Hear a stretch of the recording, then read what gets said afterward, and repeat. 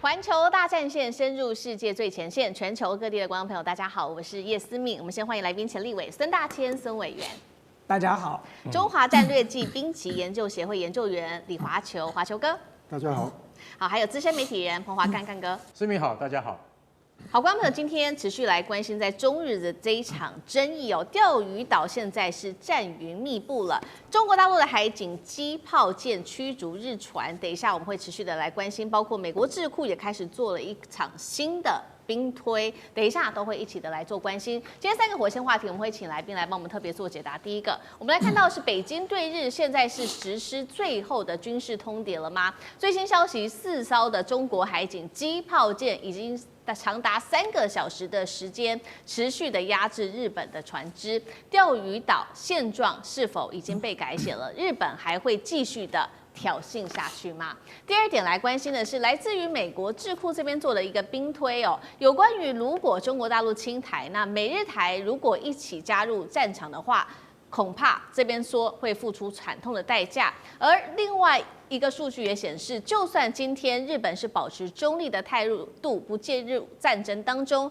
死伤人数恐怕高达4600多人。如果真的介入的话，伤亡人数有没有可能倍数爆冲呢？这是第二点，我们会来做关心的。最后我们来看到的是，那有关于其他国家的态度，不管是美国或者是欧洲的态度，针对于这场中日的冲突又是如何呢？来看到北京已经2度的把日本告上联合国了，美国却是到至今完全的沉默。法国则是因为经济的考量的关系，现在态度导向中国。日本现在一头热，自己往前冲，高市会不会自己害了日本呢？今天就这些议题，我们会一起的来做解读。赶快来看到中日的这一场对撞已经升级到武力冲突了吗？特别我们今天要关注到的是在钓鱼岛的海域这边火光四射啊！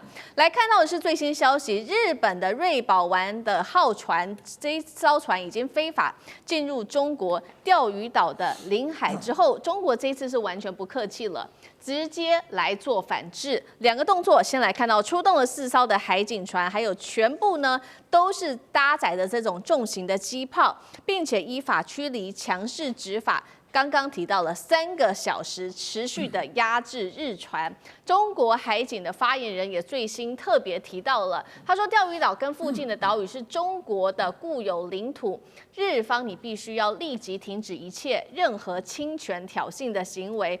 反观日方的方面，只能现在是求于这些外媒来特别做报道，说中国大陆侵犯了领海。但是我们来看到实际的数据，中国海警今年已经29次了，持续的进入钓鱼岛的海域之内，而且是连续18天都是存在的。国际是这样做解读的，中国这一次对于日本已经不再只是一个示警了，是一种宣示一个新的状态。钓鱼岛，换句话说，中国认为是自己说了算，要日本别再做梦了。节目一开始特别来请教委员怎么看了？4艘中国的海警船机炮全部都架好了，现在是准备要武力来实收钓鱼岛的意思吗？未来中日海上摩擦会不会看起来往越来越频繁的方向来做发展？委员怎么看？对，我想钓鱼岛事件的发展到现在哦，你只能说是日本政府活该啊。就原本他说台湾有事就是日本有事，现在台湾还没事呢，日本就先有事了。那么这关键就在于高市早苗自己的失言风波，那么他迟迟到现在不愿意收回他当时错误的言论。可是对北京政府来说，很显然他们不会善了了啦。那么我曾经提过说，前一段时间我在这个上海，我看到了中国大陆几乎所有电视台每天晚上的这个夜间新闻的报道，先骂高市早苗20分钟，然后接着才报其他的新闻了。你要知道，当所有他的文宣机器都展开的时候，代表14亿的人只要打开电视看到的都是同样的内容。那你更不要讲在过去这几年哦，我想大概过去10年、15年吧，你到中国大陆去哦，你打开每一台的那个晚上的卫视的这些这个陆剧哦，大概有80%都在讲抗日，就是。怎么样抗日？怎么在上海对付这个伪政权？怎么样对付日本的间谍？他讲的都是这个内容哎，所以其实中国大陆的人民对日本的这种国仇家恨是从来没有忘掉的。那再加上这一次这个北京政府又敲锣打鼓的这个拉高分贝、提高知识，在国内做这么大广泛的这个宣传哦，那当然你就激起了很强烈的民族主义啊。那么在这个情况之下，如果今天这个高市早苗的试验风波没有讲个清楚、说个明白哦，分辨个是非的话，其实坦白讲，你北京政府怎么对内交代呢？所以你反过来说，当他敢对内采取这么大动作的来做文宣、来做诉求的时候，其实他就已经打算这件事情一定要给日本一次痛击，一定要叫日本想办法把这句话吞回来。那为什么呢？其实最主要的原因是因为骨牌效应嘛，就在这些年来，你看到西方国家、美国的这些盟友不断的在玩擦边球，不断的在做一些这个当时的什么2758号决议文的解释啊，台湾地位未定论，每一个国家都在干这件事情。你看到美国这些盟友都在玩这个把戏，所以其实坦白讲，对北京来说，他就是挑一个最欠揍的打一顿就对了。你说要去修理德国、修理法国，可能有点累又有点远，打日本刚刚好，就在隔壁了。然后呢，这个打起来也是游刃有余哦。所以对北京来说，我觉得如果今天高市早苗不撤回他的错误发言的话，必然在这件事情上，北京是不会收手也不会善了的。那既然是如此，他要做什么呢？这就是北京政府厉害的地方了。他为什么挑钓鱼台？因为钓鱼台本来就有主权争议，就中日之间的钓鱼台争议，没有任何一个国家可以介入，除了台湾。就钓鱼台本来就是这个中日台三方在争。那你说台湾跟中国，好歹在一个中国的架构下都是属于中国，所以你说这3组里头有2组是中国，所以对中国大陆对北京政府来讲，他现在去跟日本来谈一谈钓鱼台这件事情，他绝对在国际法上站得住脚。其他的国家想要介入也没有任何理由，没有任何的理由，因为这种主权之间的纷争，日本的北方三岛跟俄罗斯当时也有纷争啊，跟苏联都有所以这些这个相关的这些岛屿上的主权争议，其实在国际上，就算其他的国家想要介入，恐怕也很难。所以对北京政府来说，我认为在钓鱼台的主权这次的冲突上，他已经对日本做了极限施压了。这个极限施压就是说，你不收回这个言论，我就一步一步的进逼。你有种你就来打我，那我们到时候就看谁在这场冲突里头谁会吃大亏。那么他已经吃定了一个没有在美国背后帮他撑腰的日本，根本就是一颗马吉就是一颗软柿子。所以日本长期以来的狐假虎威，不就是因为仗着背后老大哥吗？可是北京政府在这个时刻已经跟川普打过招呼了，所以你会看到美国在这一次的这个发言其实是很谨慎的，而且很低调的。那么甚至川普在第一时间打给高市早苗，我也不认为他不会提这件事情。那你就要看高市早苗愿不愿意在这件事情上退让了嘛。所以我觉得对高市早苗来讲，他当然极有可能是利用美国。大家外表看起来说他是为了配合美国演这出戏嘛，可是我现在看起来他极有可能是为了利用美国，因为呢他想要修宪，他想要放弃这个无核3原则，可是他必须要找个借口，所以他要借这件事情来完成他所谓的这个日本极右翼的使命哦。可是当美国老大哥不买单哦，美国老大哥没打算自己涉入这趟浑水当中的时候，那你就要看日本政府自己怎么收摊了。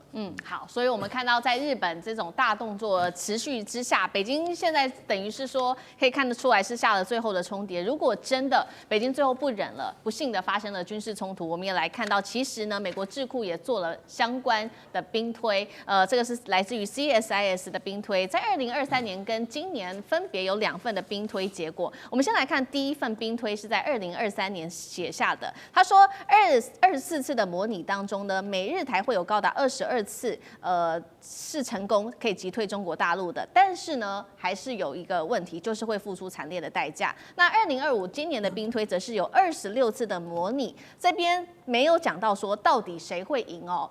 态度已经开始有一些不一样了，但是也有提到美日台仍然是要付出巨大的代价的，但是台湾得承受被封锁。兵推也直接点明了，如果今天日本在这个当中是选择中立，而且不介入这场战争当中，只是借美军基地给美军作战的话，也会有4662人阵亡，但是没有提到说，如果今天日本真正的介入在这场战争当中，这个死伤人数有没有可能倍增，这个是完全没有提的。我们就来看，如果真的发生的话，日本真的介入的话，会不会死伤人数是好几倍？我们从这个 CSIS 报告也特别来看，是不是有美化这个数字的可能性？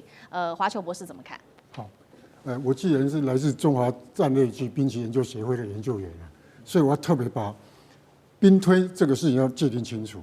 兵推的话，就我们早年在军事方面的话，它是要具备一个兵棋台，兵棋台上面要布满所有的兵棋符号，然后呢，战斗地基线要画得非常清楚，然后呢，所有的道路都很清楚，兵力、火力部署都有一定的兵棋的符号在上面。但是我就这个 CSIS 这个来看啊，这个它应该不严格讲应该不叫兵推，叫状况推演，就是就政治、经济、军事、心理这4个是美国克莱恩博士早年啊评估4大国力来评估，所以他这个应该严格讲应该叫政军经的状况推演，而不是我们真正军事的兵推，这第一个决定。那么他说啊，日美台22次击退北京。我觉得，因为我没有看到他的想定，真正的兵推是有想定的，我没有看到真正的想定，也没有看到他的作战计划，也没有看到情报官的情报的这个判断，所以要22次击退北京，我认为这个难度是非常的高。北京呢不是纸老虎，北京现在的国力、军事力量是全世界排名第2，仅次于美国，还在俄罗斯之前。那么这是不是这个刻意的美化？其实以军事的状况来讲啊。用美化这个词是比较一般的说法，应该叫做事实的战况的陈述。战况达到什么程度？这个战况是焦灼或者是崩毁？那么看起来，如果照 CSIS 这样讲说22次击退北京，那这个战况一定是非常的悲惨，甚至于不敢说是全歼，但至少是重大的伤害。我认为如果就军事来看，他连要转进的机会都没有。退却的话也很难，是不是要采取逐次抵抗？那也不容易。为什么？因为你既然是22次被击退，那么表示你的兵力火力受损的非常的严重，现场的作战指挥官应该没有能力继续指挥这个部队，而且呢，就这个状况判断，增援的部队来不及投入。增援部队就是预备队，预备队投入有一个最重要的原则，叫做扭转战局。那看起来，如果22次连续被击退，好，那可能这个我认为这个可能性不高。而且我补充一点其实因为在过去这段时间，我有特别关注 CSIS 的相关的一些内容他其实讲的就像刚才这个华秋哥讲的，他讲的很隐晦啊。他其实从来没有把真实的状况讲清楚的，可是在这个隐晦里头就包含很多外交辞令大家要注意2句外交辞令。第一次的2023年版本，他说要付出惨烈代价。对，这个惨烈代价有多惨烈呢？我曾经看过 CSIS 报告内容，其中有一次，美国要损失2个航空母舰战斗群被击沉在太平洋，然后要死伤几万人，然后台湾是一片焦土，整个台湾的这个陆军损失惨重那么这个他们叫做惨胜就是说好不容易打赢了。那这种情况，什么叫做惨烈代价？我要问的问题是，日本要不要付出这个惨烈代价？美国要不要付出这个惨烈代价？台湾有什么理由要付出这个惨烈代价？你看25年的版本讲的一样，26次他说要付出高昂代价，那这个代价到底是什么好歹讲一下。你说台湾是一片焦土，然后我们赢了，那我们算赢吗？就台湾的一片焦土，然后我们把共军打退了，然后美国损失了一大堆航空母舰战斗群，日本被炸了几个岛，然后损失了阵亡了一堆人，有这个必要吗？这才是关键问题吧。所以我觉得 CSIS 讲的那个兵推的结果，就像刚才华球哥讲的，它根本就是属于一个状况推演。对。可是在推演的过程当中，他又不愿意讲实话，因为讲了实话呢，可能自己打了自己的脸，所以他就用这种什么惨烈代价了、高昂代价来一笔带过了。这种东西的结果是什么？我先不要讲美国跟日本要死多少人。这个东西的结果就是，我们家的孩子、我们的子弟可能都要在战场上阵亡啊。好，一方面是来自于刚刚委员特别帮我们看到，来自于美国智库的兵推这个如果真的打起来，死伤一定会很惨重。那另外一方面，所以我们现在来看看美国的态度，实际上的态度到底是什么？最新来看到，北京其实已经连续的2次把日本告上联合国，但是美国是一句话都没有替日本说，而且专家也做了分析，川普未来如果真的台海打起来，协防台湾的可能性是偏低的，直接戳破日本右翼政客的幻想。另一方面，我们来看到另外一位是现在正要去访中的马克宏，法国总统马克宏现在大家也在看说他可能会基于现实，因为要跟中国在这个贸易上面不要让它决裂希望能够持续的出口法国的白兰地、猪肉、乳制品等等，所以在这个台湾地位上面可能就会比较偏向这个中国不要挺日本了吗？那高市是不是一头热，自己害惨了日本呢？干哥怎么看？对啊，这就是马克宏也倒向北京哦，也就是国际上面啊压垮高市最后一根稻草。马克宏非常重要，为什么？因为法国老实讲一句是全世界第5大强国，最重要的是什么？核子威慑力。大家晓得，全世界只有5个国家具有核子威慑力，也就是中美英法俄啊。那法国在欧盟的地位啊，那不言自明。可是呢，马克宏他2年前他就说错话了。2年前呢，他去那个北京访问的时候，回来的时候，他在飞机上面跟记者讲什么呢？他说，觉得我们的政策哈不应该随着白宫哈这个打转哦，不应该遵循白宫他们自我哈设限的那种政策。意思就是说什么？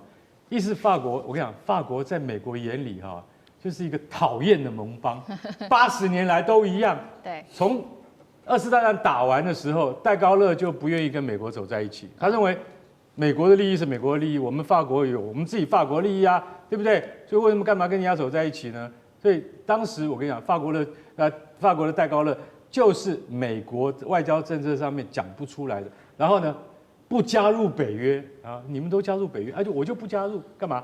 我有自己的核子能力啊，我干嘛要加入？所以其实法国是一个，美国真的很头痛了。我看到了川普执政哈，他都会觉得说这个盟邦很头痛。虽然说他在乌克兰问题上面是支持我的，可是呢，他在对于中国的问题上面就不是这样，对不对？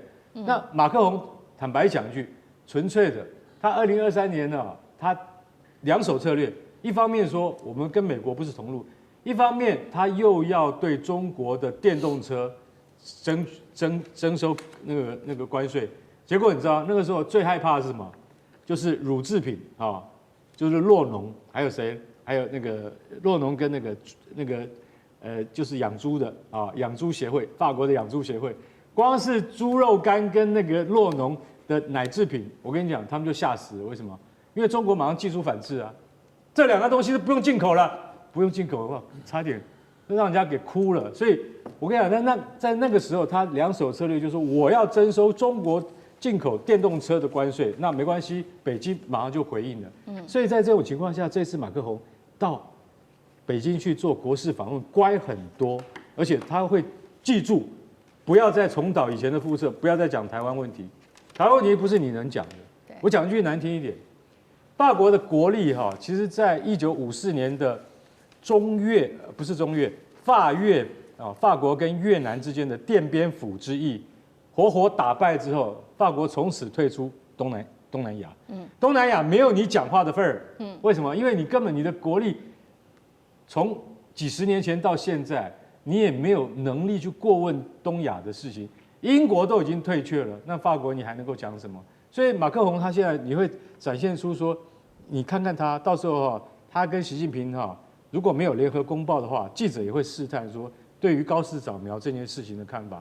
马克宏一定会非常巧妙去避开这种问题，因为他不可能站在川普的那个立场，他也不会帮日本背书。为什么？